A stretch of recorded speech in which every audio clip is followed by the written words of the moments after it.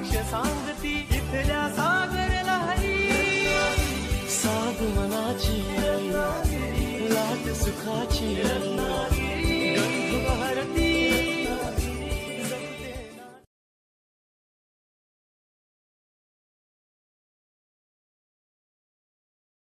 सामूहिक जबाबदारी सगळ्यांनी सामूहिक जबाबदारी घेतली म्हणताय आणि काही नद्या आहेत त्या नद्यांमध्ये मोठ्या प्रमाणामध्ये गटार झाल्याचं म्हणताय प्रदूषित कंपन्या आहेत त्याचं म्हणणं आहे। आपण आपल्या जिल्ह्यातला विचार करू पहिला जगबुडीचा काळ आपण काढला की नाही काढला मला सांगा। वाशिष्ठी नदीचा काढला, बाव नदीचा आम्ही काढतोय, संगमेश्वरचा गाळ आम्ही काढला, म्हणजे शास्त्री मागजन मधला गाळ काढला, रत्नागिरी। आपण आधी पहिली गोष्ट रत्नागिरी जिल्ह्यामध्ये कुठेही असं प्रदूषण होणाऱ्या नद्यांमध्ये पाणी गेलेलं नाही। दुसरं माहितीसाठी सांगतो की सगळ्यात मोठं प्रदूषणाचा जो भाग होता तो पंचगंगा होता आणि पवना इंद्रायणी नदी होती। तर पवना इंद्रायणी नदीचा प्रस्ताव देखील शुद्धीकरणाचा केंद्र शासनाकडे गेला आहे। MIDC कडनं जवळजवळ 1200 कोटीचा प्रकल्प आपण तिथे करतोय आणि पंचगंगेच्या शुद्धीकरणाचा 650 कोटीचा प्रकल्प ऑलरेडी मंजूर झाला आहे, तो MIDC ने केला। त्याच्यामुळे या सगळ्या नद्यांच्या शुद्धीकरणासाठी जवळजवळ 3500 कोटी रुपये MIDC, महाराष्ट्र शासन आणि सेंट्रल गव्हर्नमेंट खर्च करतं। आजही खड्डे भरतात, तुम्हाला माहित नसेल तर सांगतो, आजही खड्डे भरतात। खड्डे भरल्यानंतर पावसात ते टिकले पाहिजेत आणि तशी यंत्रणा अजून प्रगत कुठे झालेली नाही। त्याच्यामुळे हे थोडं आता मी हे समजून घ्यावं असं सांगणं योग्य नाही। तुम्ही म्हणाल मग तुम्ही लोकप्रतिनिधी कशाला, ते बरोबर आहे, पण ते ठीक आहे, पुढच्या वर्षी हे दुःख आपलं असणार नाही। पण हे पण तुम्ही सांगा की वाशिष्ठीमध्ये 2 वर्ष 3 वर्ष आपण जो गाळ काढतोय त्याचा परिणाम चांगला झाला की नाही, म्हणजे आम्ही काम करतो की नाही, सरकार आमचं काम करतं की नाही। तुम्ही काम करताय जिल्ह्यात चांगलं, ते तर ते खरं की खोटं तुम्हीच बघा ना। चिपळूण पासून महाडला कशेडीचा बोगदा सुरू झाल्यापासून मी तर 1.25 तासात जातो, बरोबर आहे की नाही। प्रश्न कुठं उरलाय, आरवलीपासून आमच्या पुढे जे खरं दुखणं आहे ते आरवलीपासून पुढे आहे। त्याच्यामुळे इकडचा रस्ता सगळा पनवेलपर्यंत सगळा चांगला झालेला आहे। बरं सांगतो, माणगाव का थांबलाय, बायपाससाठी थांबला। कोलाड का थांबला होता, कोर्ट मॅटरसाठी थांबला होता। हे पण थोडं आपण सगळ्यांनी नाही साहेब, मागच्या 2 आठवड्यापूर्वी तुम्ही प्रशांत यादवांची भेट घेतली, राष्ट्रवादी शरदचंद्र पवार गटाचे नेते आहेत ते किंवा मग आमदारकी लढवलेले आहेत। त्याचबरोबर आज तुम्ही रमेश कदमांची भेट घेतली, नक्की याच्यातनं काय अर्थ काढावा आम्ही?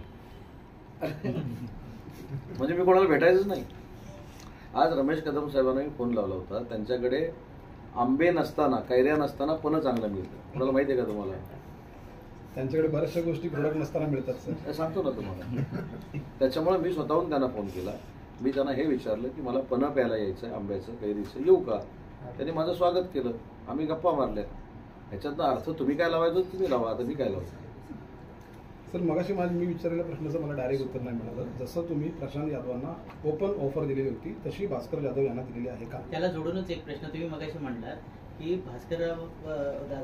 भास्कररावांचे जे सहकारी आले त्यांनी त्यांच्यावर टीका नाही केली। तुम्ही आज चिपळूणात आलात, प्रवेशावेळी सुद्धा एकनाथ शिंदे साहेब आले, तुम्ही होता, तुम्ही टीका नाही केली, याचा अर्थ काय समजायचा?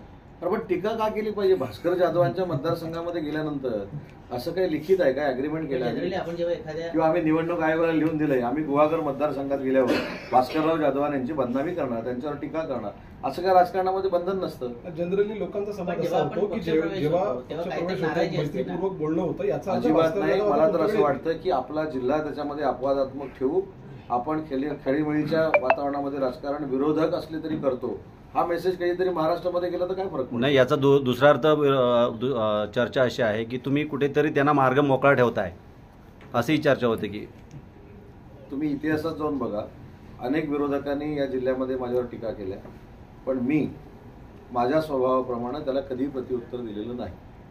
त्याच्यामुळं मला असं वाटतं की गेल्यानंतर प्रत्येकाच्या मतदारसंघामध्ये टीका केलीच पाहिजे आणि असं नसतं की टीका केल्यानंतर माझं व्यक्तिमत्व मोठं होणार आहे, टीका केल्यानंतर अजून मला महाराष्ट्र ओळखायला लागणार आहे, असं काही नसतं। आणि कशासाठी टीका करायची हा माझा प्रश्न आहे। जर संयमानं सगळ्या गोष्टी होऊ शकतात, विरोधक म्हणून निवडणुकीपुरते आपण जर मर्यादित ठेवले, जर आपण एकत्र काम केलं तर आपल्या जिल्ह्याचा विकास होणार आहे। त्याच्यामुळे विरोधक म्हटल्यानंतर तुमची पण कमालच आहे की त्याच्यावर टीकाच केली पाहिजे, असं कसं तुम्ही मानू शकता? प्रशांत यादवांकडे वाशिष्ठीचे प्रोडक्ट तुम्ही कसे आहेत ते बघायला गेलात. रमेश रावांकडे पण नाही मी ऐका, असं कुठलं प्रोडक्ट आहे का, तुम्ही जाणार का बघायला? तुम्हाला उत्तर देतो मी, एक मिनिट थांबा. मी वाशिष्ठीचं प्रॉडक्ट पण कसं आहे ते बघायला गेलो आणि प्रशांत हे राजकीय प्रॉडक्ट कसं आहे ते देखील बघायला गेलो. ते काय मी जाहीरपणाला सांगितलं, मी तुमच्या समोर त्याला भास्कर शेठ शेती चांगली करतात, भात शेती चांगली करतात, भात चांगला लागतो, खायला जाणार आहात का तुम्ही? आता लावणी पण झालेली आहे, नांगरणी पण झालेली आहे. आता अजून 7-8 महिन्याची गॅप आहे पुढचा सीझन यायला, 1 वर्षाची, तेव्हा नांगरणी करायला जातो मी त्यांच्याबरोबर आणि लावणी करायला. साहेब, चिपळूणवरून कराडला जाण्याचा जो मार्ग आहे त्याची अवस्था कशी झालेली आहे ते तुम्हाला माहिती आहे. त्याच्याचबरोबर देवरुख मार्गे जो रस्ता सुरू झालेला आहे रत्नागिरी कोल्हापूरला जायला, त्याची देखील अवस्था वाईट आहे. तिकडच्या भागातून आपल्याकडे एवढे व्यवसाय, मला याबाबत व्यवसायाकडे काय करायचं? पत्रकारांना एक विनंती करायची, एक मित्र म्हणून तुम्ही पण काही कोकणाच्या हिताच्या बाबतीमध्ये पुढे आलं पाहिजे. मी मागच्या वेळी याच चिपळूणमध्ये सांगितलं की 354 किलोमीटरपैकी 21 किलोमीटर रस्ता फक्त शिल्लक आहे. 21 किलोमीटरपैकी 4.5 किलोमीटर 2 लेन शिल्लक आहे. परंतु हा 21 किलोमीटरचा जो टप्पा आहे तो त्रासदायी आहे, मला पण माहिती आहे ना. पण पुढच्या वर्षी हे सगळं काम संपवून आपला जो चाकरमानी आहे तो अतिशय सुखानं 3.5 तासात 4 तासामध्ये रत्नागिरीला येईल, पुढे 2 तासानं सिंधुदुर्गला येईल. तर आमची भूमिका कधीतरी आपण मांडावी, कारण शेवटी काही कॉन्ट्रॅक्टरमुळे ही कामं थांबलेली होती. तसं आता रवी इन्फ्रा नावाचं माझ्या माहितीला रवी इन्फ्रा जे रत्नागिरीपासून कोल्हापूरपर्यंत काम करतोय, तो इतकं फास्ट काम करतोय, एका वर्षात त्यानं 75% काम पूर्ण केलं. आता आपल्याकडे रेनफॉल जास्त आहे, ज्या ठिकाणी कामाला सुरुवात झालेली आहे किंवा अर्धवट कामाची, तर चिखल होतो, त्याच्याबद्दल दुमत असण्याचं काही कारण नाही.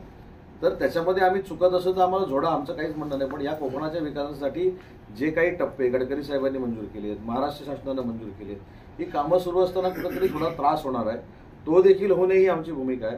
पण पुढच्या वर्षी गणपतीमध्ये नक्की आपला चाकरमानी अतिशय सुखानं आपल्या रत्नागिरीमध्ये येऊ शकतो, अशी सगळी यंत्रणा सज्ज झालेली आहे. पण साहेब, हे चौपदरीकरणाचं झालं, पण आता नागोठणे असेल, कोलाड असेल किंवा अन्य ठिकाणी जे स्पॉट खड्ड्यांचे स्पॉट आहेत, मोठ्या प्रमाणात नागोठणे तुमचेच विधिमंडळ त्या संदर्भात आपण गणपतीच्या पूर्वी काय करताय? स्टेटमेंट आल्यानंतर आमदार शेखर निकम असं म्हणाले की ते समाधानी नाही तुमच्या स्टेटमेंटवर. ते म्हणतात की संपूर्ण महामार्गच हा पूर्णपणे ब्लॅक स्पॉट आहे आणि त्याचं काम व्यवस्थित झालेलं नाही.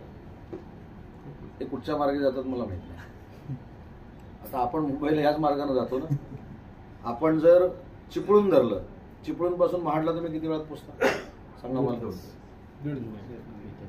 जे सांगतात की फक्त रत्नागिरी आणि राजापूरमध्ये निधी वाटप जास्त प्रमाणात गेलंय. कसलं वाटप? जिल्हा नियोजन समिती असेल, डीपीडीसीचं असेल, मोठ्या प्रमाणात राजापूर आणि रत्नागिरीमध्ये मोठ्या प्रमाणात वाटप, आणि मित्र पक्षाचेच माजी आमदार आहेत आणि सातत्याने ते सोशल मीडिया माध्यमातून असं टाकत असतात. प्रसिद्धीच्या मागे सगळे लागलेले आहेत, त्याच्यामुळे त्याच्यामध्ये त्यांचा दोष नाही.